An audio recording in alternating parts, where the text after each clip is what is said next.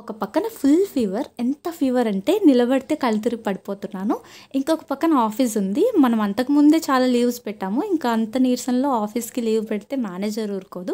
ఇంకొక పక్కన cousin gang అందరూ తండేల్ మూవీకి వెళ్తున్నారు. ఫస్ట్ డే అది కూడా. ఇలాంటి టఫ్ పజిల్ సిచ్యువేషన్ వచ్చినప్పుడు నా హార్ట్ ఏది చెప్తే అది వినేస్తాను. ల్యాప్టాప్ పట్టుకుని మూవీకి వెళ్ళిపోయాను. మూవీ ఎంజాయ్ చేస్తూ నా టాస్క్ అయితే కంప్లీట్ చేసేసుకున్నాను. ఇంకా మిగిలిన మూవీ పాప్కార్న్ చూస్తూ ఎంజాయ్ చేశాను. అంత నీరసంలో మూవీకి వెళ్ళకపోతే ఇంట్లోనే ఉండొచ్చు కదా అనుకోవచ్చు. కజిన్స్ వచ్చేదే ఏదైనా అకేషన్స్ ఉన్నప్పుడు. వాళ్ళతో క్వాలిటీ టైం స్పెండ్ చేయాలంటే ఆ మాత్రం సాహసం చేయాల్సిందే కదా. అన్నట్టు మా అక్క పెళ్ళని చెప్పాను కదా, వేలకు వేలు బ్యూటీషియన్కి ఇవ్వడం ఎందుకని మా చెల్లి ఇలా hair style, sari dropping, makeup అన్నీ తనే చేసింది. ఎలా ఉందనేది కమెంట్ సెక్షన్లో తెలియచేయండి.